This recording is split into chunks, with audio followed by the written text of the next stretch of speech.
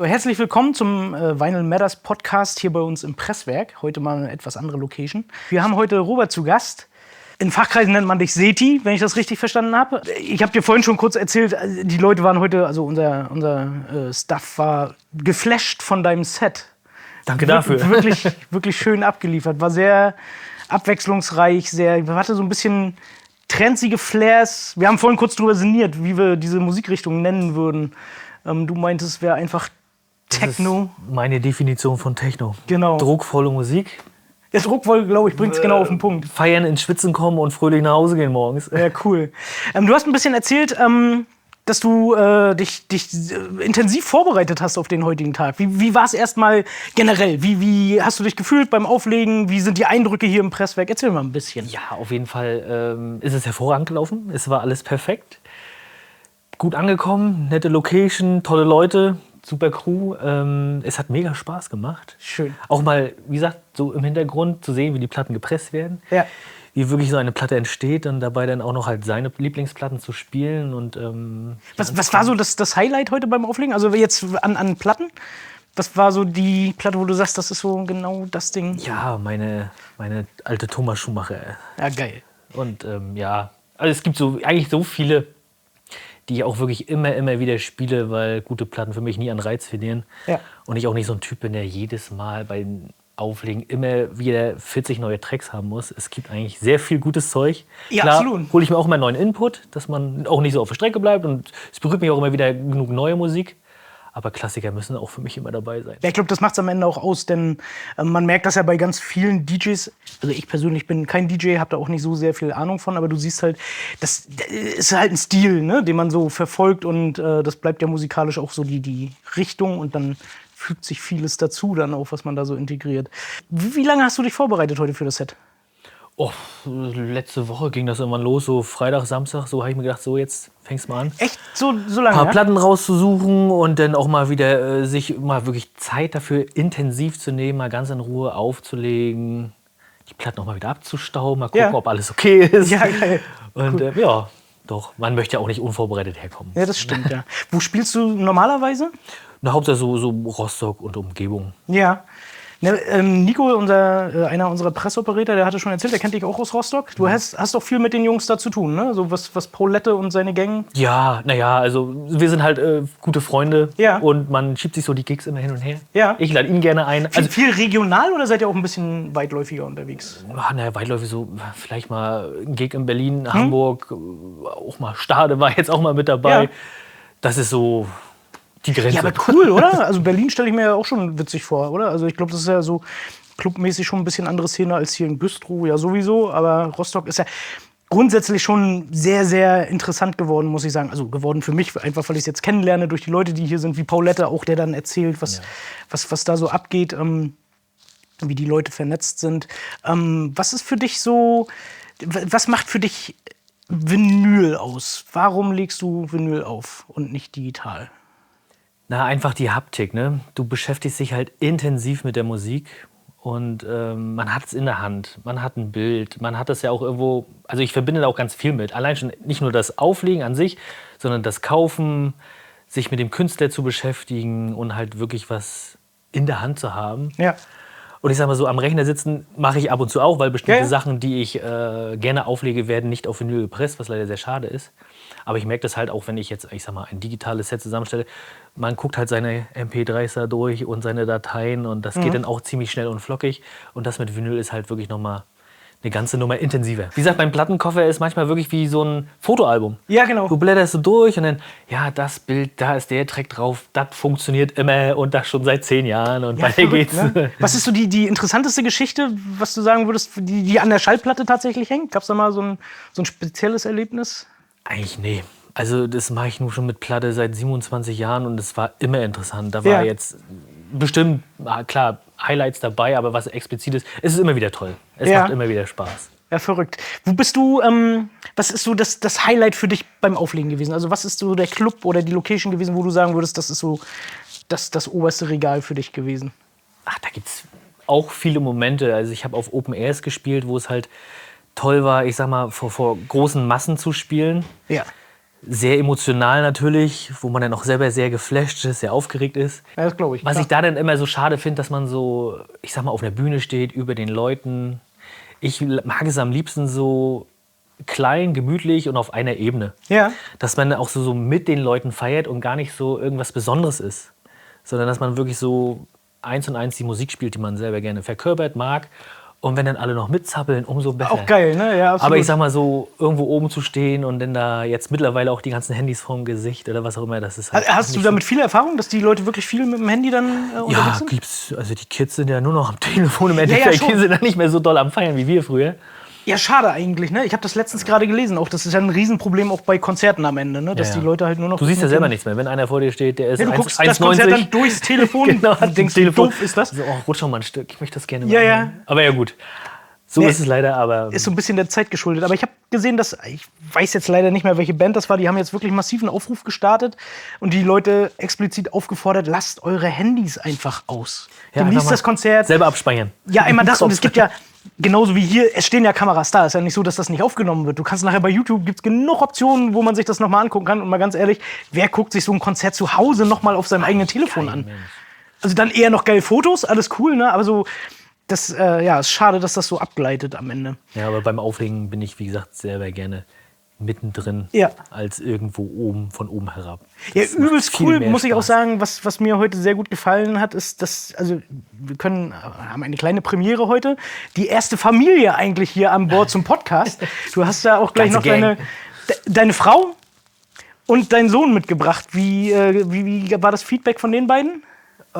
Ich hoffe ganz gut, ne? Ich meine, Sie kennen es ja nun schon seit Ewigkeiten. Schön.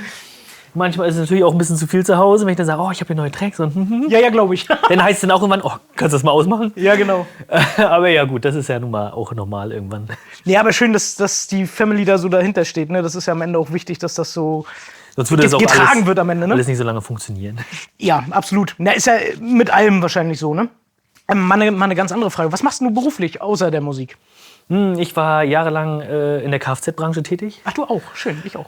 Dann hat mich aber ein guter Freund überzeugt, mit ihm auf einem Campingplatz zu arbeiten. Oh, echt? Also er hat einen eröffnet, ich habe ihm geholfen beim Aufbau und bin da jetzt seit 4 Jahren. Und Camping hast mich ja jetzt richtig am. Ja. Das ist ja geil. das ist nochmal was ganz anderes. Wo sitzt ihr?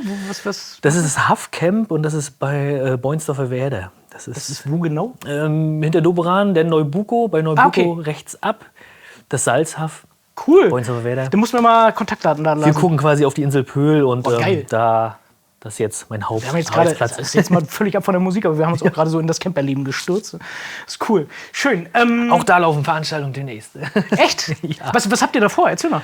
Jetzt zum Beispiel übermorgen werden wir da, also auf den Nachmittag, ich sag mal von 16 bis 23 Uhr, ganz entspannt fluffigen Haus auflegen, ruhige Beats. Mitten auf dem Campingplatz. Ja, wir haben da so eine kleine Bühne und ich schleppe dann da eine große Anlage an. Geil. Und ja, Paulette legt mit auf, Jule und Emmy, also Frau Völker und So, Emmerich. wieso wissen wir das nicht? Ja, kommt vorbei. Oh, krass. Also wir sind übermorgen leider ist gerade, also nicht, ja, wir sind am Flesensee, das passt leider nicht ganz. Aber ey, sowas ist ja mega gut. Ja, und es wird auch echt gut angenommen. Ne? Die Camper freuen sich mal ein bisschen Abwechslung. Wir haben da unseren Spaß und Ja, absolut, glaube ich. ganz fluffige Nummer. Ne? Naja, zumal, also man stellt ja auch fest, also gerade auf solchen Festivals, beziehungsweise auch die Veranstaltungen, die so in Rostock und Umgebung unterwegs sind, wir sind ja jetzt auch des Öfteren mal da, du siehst, das Publikum ist halt wirklich bunt gemischt, ne? Also von jung bis wirklich alt, ne? Wo man sich denkt, die Leute hören sich die Musik an, aber ja, die feiern das, ne? Sowohl jung als auch alt. Das ist natürlich cool. Und auf dem Campingplatz, glaube ich, Ja, ist noch- interessant. Noch abwechslungsreicher, da ist wirklich, sind alle am Start, ob die kleinen Kids und wie gesagt, Gerade die eben, alte weil es auch Oma was da noch anderes steht. ist und die gucken ja. sich das eben auch an, weil es mal was anderes ist. Ne? Noch nicht mal, weil sie es wirklich gut finden, sondern da einfach auch- mal erleben wollen. Da Ne? legen wir mit Platte auf und dann wurden wir auch schon gefragt, was macht ihr eigentlich die ganze Zeit? Das hört sich doch alles gleich an. Denn ja, kommen Sie mal mit, ich erkläre dir das mal, was wir überhaupt machen. Ja. Und, Ja, absolut. Auch richtig cool. Ja. Ist ja am Ende wieder so ein bisschen dieser Bildungsauftrag, den man so hat. Ne? Das Natürlich. ist einfach, die Leute da so ein bisschen ranzuführen. Und welche Erfahrung hast du so mit der Jugend? Wie geht die mit Vinyl um? Schleppend, sage ich Tatsächlich, leider ne? mal. Ne? Aber ich muss ja auch dazu sagen, fairnesshalber, es ist halt sehr simpel geworden, denn digital aufzulegen. Ja. Und im Endeffekt auch irgendwo teuer, sich Platten zu besorgen und damit zu spielen. Und für manche Jugendliche ist es halt echt so erstmal schwer ranzukommen. Wie sieht das für dich aus? Also gerade wo du das Thema ist teuer oder einfach wirklich, na doch ist ja teuer am Ende, sich wirklich neue Platten zu holen. War das früher einfacher auch für dich?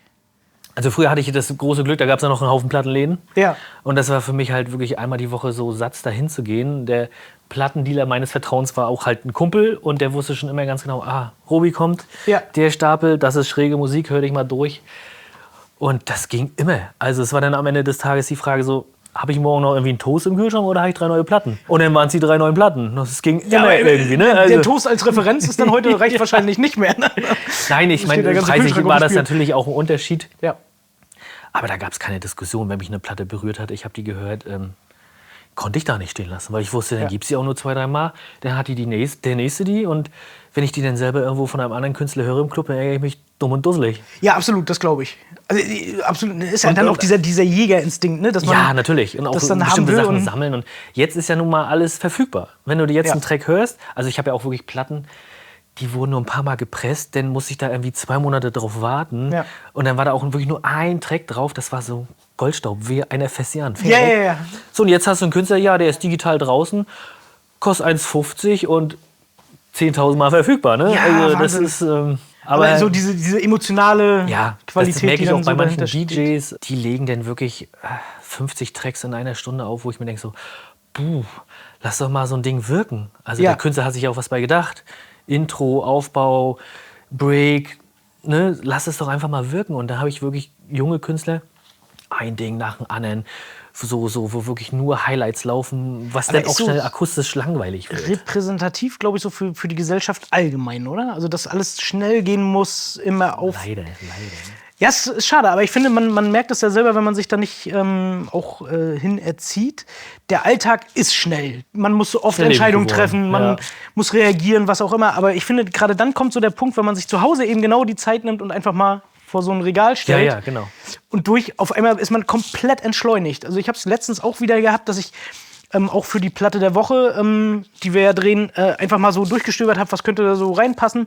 Und dann fängst du an, wirklich einfach rauszuholen, aufzulegen, reinzuhören. Oh, Dann kommt wieder so ein bisschen Ruhe geil. ins Spiel. Ne? Und dann achtet man auch nicht auf die Uhrzeit. Und, Ja, überhaupt nicht. Und Das das, ist halt ist komplett das ist halt das Schöne an Vinyl. Denkst Ne? dann so musst irgendwie, halt du musst um suchen. 10 ins Bett oder so, ne? Und dann, Ja, ja. scheiße, es ist um 12 und du stehst immer noch hier, ne?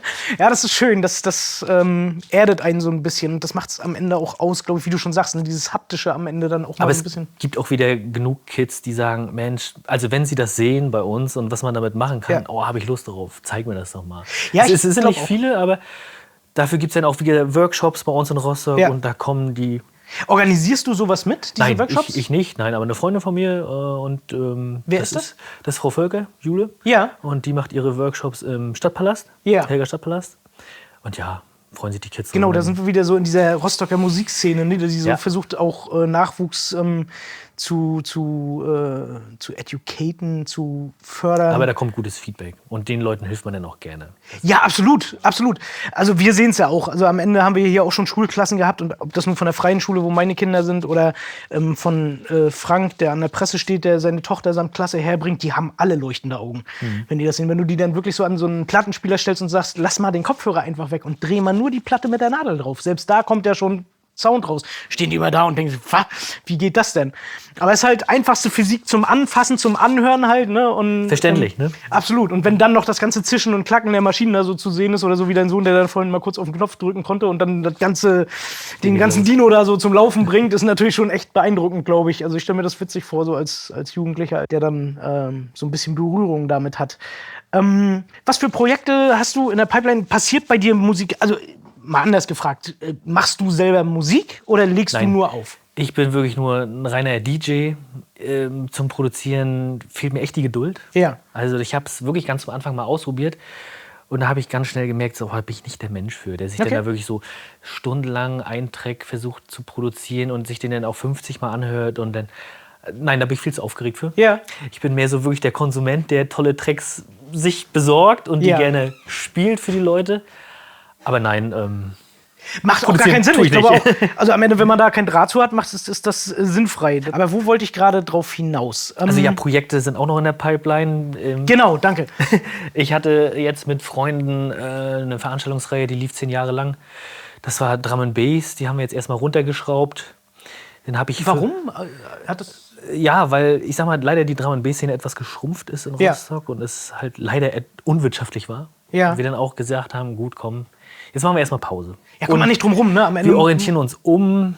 Es wird wahrscheinlich noch mal was Neues geben, aber viel, viel kleiner und gemütlicher, weil wir waren dann auch immer bedacht, so bietest du mal was Rostock, holst du gute DJs von außerhalb, aus anderen Ländern und hin und her. Ja, da geht das Wirtschaftliche los. Ne? Sehr intensiv. Ich meine, wir hatten jedes Mal Spaß, bloß wenn du dann nachher merkst, muss immer nur rauflegen. Naja, das funktioniert nicht. Ne? Muss man dann auch ganz schnell die Notbremse ziehen. Aber trotzdem, es wird eine Veränderung geben, es wird weitergehen und ich mache ja auch nebenbei noch kleine elektronische, also Techno-Veranstaltungen, aber Gemach, auch nur 1, 2 Dinge im Jahr. Oder ansonsten halt jetzt auch mal was Neues für mich auf dem Campingplatz, wo man dann auch mal sowas organisiert, was für mich auch totales Neuland ist. Aber es macht Spaß. Wie muss ich mir das vorstellen auf dem Campingplatz? Ich bin da echt ein bisschen geflasht von. Nehmt ihr da Eintritt? Wahrscheinlich nicht. Nein. Sondern das ist dann wirklich rein für das Publikum, was auf dem Campingplatz ist? Genau, und auch Gäste von außerhalb, die kommen dann. Und dann, ganz ehrlich, wir machen das auch alles unentgeltlich, freuen uns über ein paar schöne Cocktails, kleine Spendenkasse an der Bar. Wenn da was hängen bleibt, alles cool. Aber es sind halt auch alles Freunde, wo wir sagen, mit denen ich dann spiele dort, kommt vorbei, genießt das Wochenende, genießt den Campingplatz. Ja. Wir kriegen ja alles umsonst. Aber ich kann hier keine Gage zahlen, also das haut nicht hin. Ist halt der Spaß an der Musik. Der geht dabei nicht flöten und absolut. Also das ist ja. Das steht im Vordergrund an der ganzen Nummer. Genau. Also das ist ja dann auch das Wichtige. Ich meine, schön, dass man so eine Bühne überhaupt hat, dass man dann sich selber auch so ausleben kann. Ne? Ja. Du als Betreiber bist ja dann Betreiber des Zeltplatzes und Angestellter. Aber dann eben da auch so eine Vision ein bisschen zu verfolgen. Am Ende ja hier genau das Gleiche, wo wir das mit dem Podcast irgendwann mal so in den Raum geschmissen haben. Wo natürlich auch die Frage ist, was kostet der ganze Quatsch? Macht das Sinn oder nicht? Am Ende, glaube ich, ein ganz, ganz großer Faktor ist wirklich ein Netzwerk und Spaß haben dann auch. Ne? Und für uns ja auch immer noch so im Hinterkopf, den Leuten zu zeigen, was ist ein Presswerk, wie funktioniert das, kommt her, guckt euch das an. Du hast es jetzt mit der Familie gemacht, die dann die Chance hatte, die sich das dann auch wirklich mal angucken kann, die so eine Eindrücke wahrscheinlich auch so eher selten kriegen. Stelle ich mir zumindest so vor. Hast du noch irgendwas auf dem Herzen? Was hat dich heute am meisten beeindruckt? Alles. Also wirklich, wie gesagt, erstmal die Herzlichkeit von eurer gesamten Crew. Ja, schön. Es hat mega Spaß gemacht, die Akustik und überhaupt mal hier zu spielen. 1000 Dank dafür. Danke für die Einladung. Sehr gerne. Das war hervorragend. Also es hat uns auch wirklich riesen Spaß gemacht und nochmal das Feedback allein aus unserer Belegschaft war, die waren echt geflasht. War sehr wirklich schön. Geil.